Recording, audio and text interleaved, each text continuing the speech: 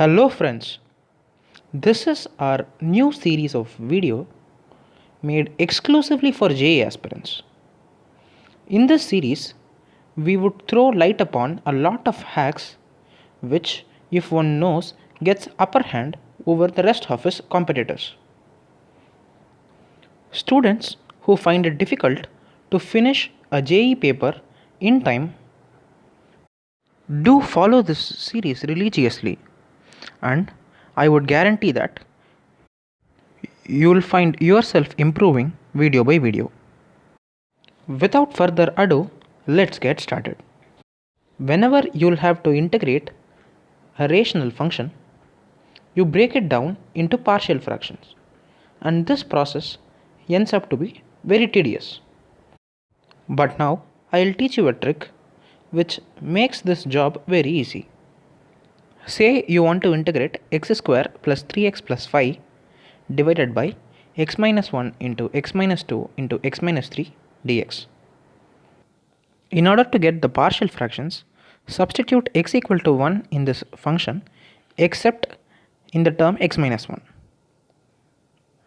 Similarly, substitute x equal to 2 everywhere in this function except in the term x minus 2.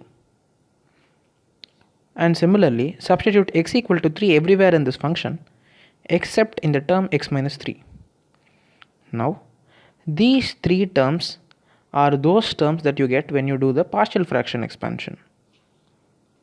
After this, integrating this expression is just a piece of cake. Before proving why this method works, let's first take a look at the boring long coaching method. The method that they teach us in coachings asks us to write the given rational function as a by x minus 1 plus b by x minus 2 plus c by x minus 3, and you multiply everything on both sides and compare coefficients, and you get three equations, three variables. You solve for all three variables and then get the partial fractions and then integrate it from scratch. If you want, you could try it once, provided you don't feel sleepy. Let's now understand why our method works.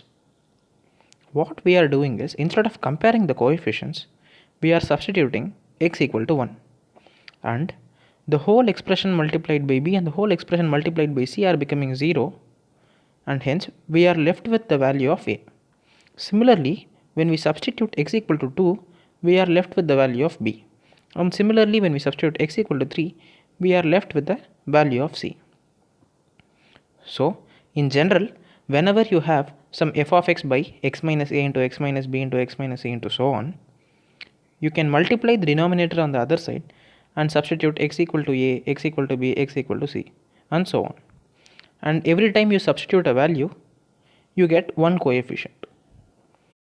Now, in order to make sure if you have really understood this shortcut, try solving this question and comment the solution below. In our next video, we will see how to write the partial fractions when we have repeated terms in the denominator. Until then, stay tuned.